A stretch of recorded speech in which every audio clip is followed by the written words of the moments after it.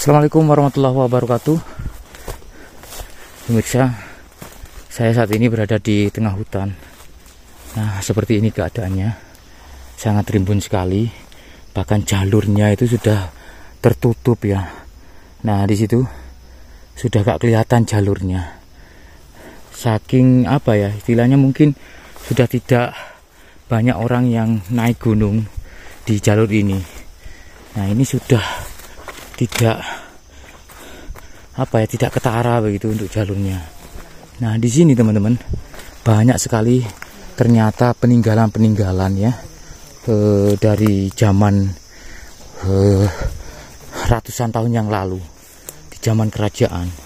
Nah, kita coba mengikuti jalur ini. Ini berada di tengah hutan teman-teman, tapi hutannya itu tidak begitu dipenuhi pohon-pohon besar ya, tapi pohon-pohon kecil seperti ini. Namanya pohon lantoro ya. Nah, semakin kesini semakin gelap. Tapi ini masih di jam 4 sore. Dan disinilah nanti kami akan memperlihatkan suatu bangunan yang luar biasa ya. Masih banyak sebetulnya hal-hal yang misteri ya, yang patut diteliti lagi atau dikaji begitu ya. Gunung yang tidak begitu tinggi ini, yang kisaran 1300 mdpl ini, tersimpan harta karun kerajaan yang terpendam di dalamnya, masih terpendam. Dan di sini saya akan memperlihatkan suatu karya dari leluhur kita, suatu karya yang luar biasa, di mana tempat ini dulunya merupakan tempat yang sakral, yang suci ya, karena Gunung Penanggungan merupakan anak gunung, maksud saya Gunung Gajah Mungkur ini merupakan anak Gunung Penanggungan. Di situ adalah Gunung Penanggungan, saudaraku. Nah, itu teman-teman, Masya Allah, itu adalah Gunung Penanggungan. Dan disinilah saya akan memperlihatkan bangunan yang luar biasa. Nah, ini teman-teman, ini ada banyak batu-batu besar yang dipahat oleh leluhur kita ya, membentuk pola-pola tertentu. Kita akan turun dulu melihat dari sisi bawah ya. Nah, bismillah. Ya Allah, ya Allah. Nah, ini teman-teman, itu adalah Gunung Penanggungan ya. Jadi bangunan ini memang menghadap ke Gunung Penanggungan. Nah, itu saudaraku, batu yang besar ini dipahat begitu oleh leluhur kita. Nah, di sini teman-teman sudah disediakan anak-anak tangganya, semuanya dari batu andesit. Nah, seperti ini saudaraku. Loh, kayak gini loh. Masya Allah. Jadi apakah ini memang dulunya mempunyai anak-anak tangga seperti ini, atau ini adalah material lepas yang ditata kembali begitu ya. Tapi kalau melihat dari posisi bangunan ini maupun pahatan batu ini berada di atas dan tepat begitu atau menghadap ke puncak Gunung Penanggungan. Nah, kalau kita lihat ke sini, di sini teman-teman, itu adalah puncak Gunung Penanggungan. Kita coba melihat lebih jelas lagi ya puncak Gunung Penanggungannya. Nah, itu luar biasa ya. Di sore hari seolah-olah puncak Gunung Penanggungan itu warnanya itu agak keemasan begitu ya saudaraku. Oke, kita coba ke sini. Nah, seperti ini batunya. Batu andesit yang cukup besar yang dipahat begitu ya. Jadi kalau melihat secara detail, di sini ada lekukan-lekukan. Nah, ini ada lekukan-lekukan begitu ya. Nah, seperti ini. Ini adalah pahatan saudaraku. Ini adalah pahatan berukir. Nah, namun karena kondisinya sangat aus sekali sehingga sudah tidak tampak lagi. Tapi kalau kita mencoba untuk geser ke sini, Nah, ini ada semacam pola ya, pola pahatan yang membentuk relief ya, seperti sulur ya, seperti pola-pola sulur. Nah, dan ada angka tahun ataupun inskripsi ya. Ini ada inskripsi. Apakah ini angka tahun atau merupakan sebuah kalimat ya? Ini sangat aus sekali saudaraku. Loh, seperti ini saudaraku. Loh, ya kan? Jadi ada pahatan yang membentuk pola-pola huruf Jawa kuno begitu ya. Nah, ini batu besar yang memang sengaja dipahat. Dan di sebelah sini ini sudah cuwil.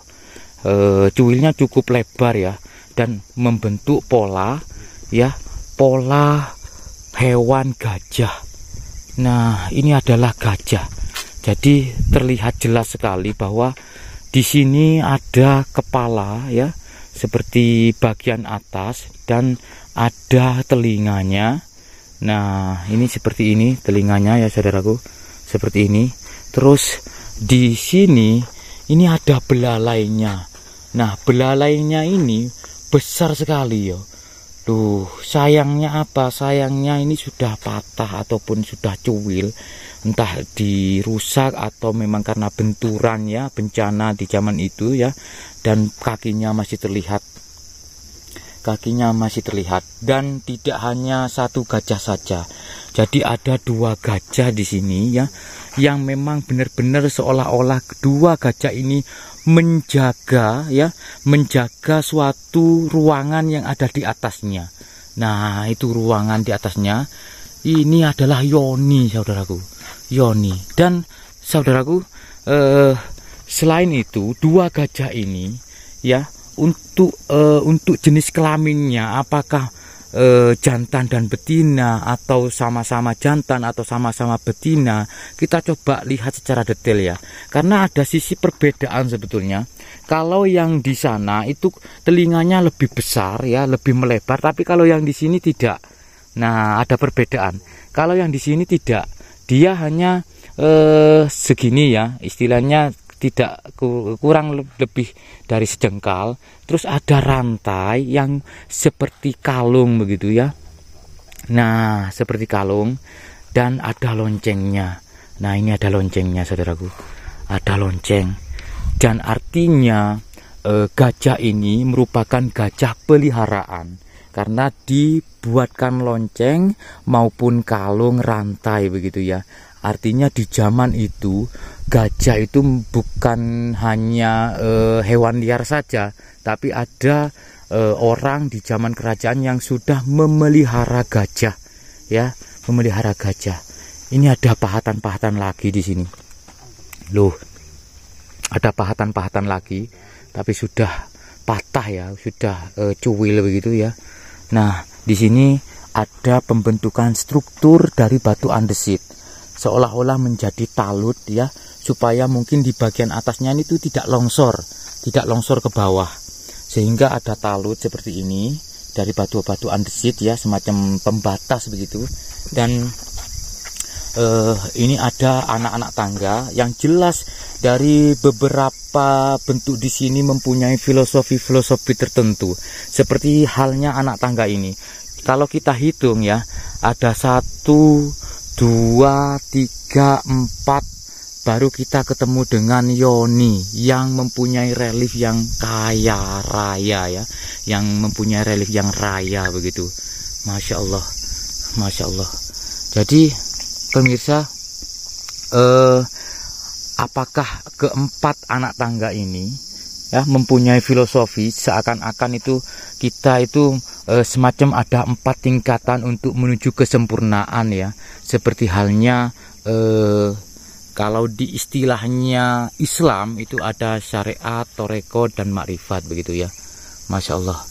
Oke, kita coba untuk naik ke atas ya.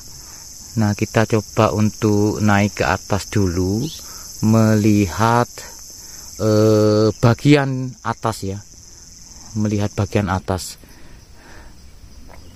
Oke, kita coba melihat atau naik ke atas melihat bagian atas, karena di atas sana itu ada yoni yang besar ya. Oke, saya akan naik dulu. Bismillah. Rahayu. Nah ini teman-teman, ini ada yoni yang memang dibentuk dari batu yang besar, bukan batu-batu kecil terus dibentuk seperti yoni ya, tapi ini batu utuh yang memang sengaja dipahat.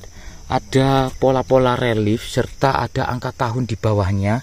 Nah ini saudaraku, ini ada angka tahun loh, jadi terlihat satu berapa gitu ya.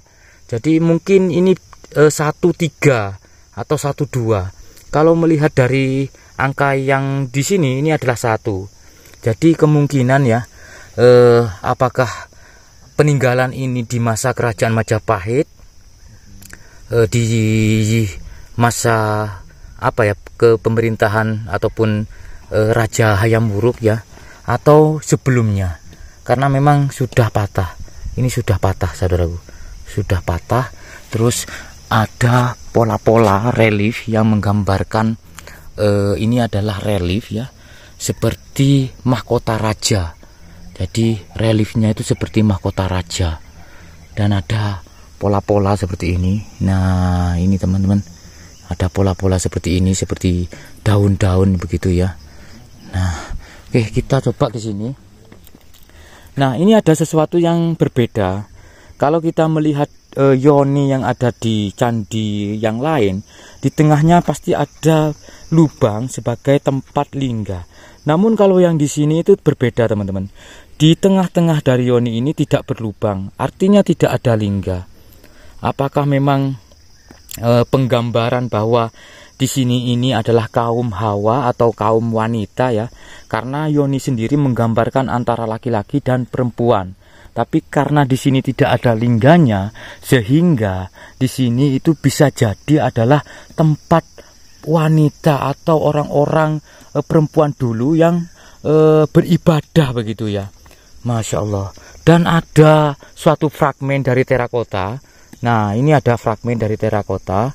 Dan kalau melihat dari sisi bentuknya ya, fragmen terakota ini adalah selubung tiang, yang artinya di sini dulu terdapat tiang bangunan yang menghiasi dari ornamen terakota ini. Masya Allah. Nah ini teman-teman, ada semacam inskripsi di sini. Nah ini teman-teman, jadi ada tulisan, ada pahatan. Nah ini teman-teman ya. Nah ini adalah pahatan ya, pahatan. Apakah ini memang dipahat oleh orang-orang tertentu sesudah zaman kerajaan, atau memang ini bagian dari pembangunan ini, ataupun bagian dari peninggalan tempat ini ya. Ini ada, cuman aus sekali saudaraku, aus sekali. Tapi kalau melihat dari pahatannya, sepertinya tidak begitu dalam ya. Seolah-olah ini masih menggunakan huruf Jawa modern, sudah huruf Jawa sekarang ya, aksara Jawa, bukan Palawa ya. Nah ini saudaraku, kita mendapatkan batu yang besar, namun kalau melihat dari bentuk batunya, ini sudah tidak berbentuk lagi, dan kemungkinan ini untuk posisi batunya tidak berada di sini, ini berada di atas ya. Terus runtuh begitu ke bawah sini, terus diam di sini begitu. Karena ini kalau di zaman itu ya, apakah mungkin tempat yang seistimewa seperti yang ada di depan kita saat ini, terus di belakangnya ada bongkahan batu yang tidak berbentuk begitu. Sangat kontras sekali ya, sangat kontras sekali. Sehingga bisa jadi ini adalah bagian dari batu ini. Jadi batu ini sebetulnya besar, terus dia patah begitu ya, ataupun kena benturan ataupun gempa, bencana apa dulu sehingga runtuh ke bawah. Luar biasa saudaraku. Dan tepat saya duduk ataupun berdiri di sini, ini adalah tempat yang luar biasa, menghadap ke Gunung Penanggungan, ke puncak Gunung Pawitra. Masya Allah, luar biasa ya, dan semoga bermanfaat. Salam budaya. Wassalamualaikum warahmatullahi wabarakatuh. Rahayu.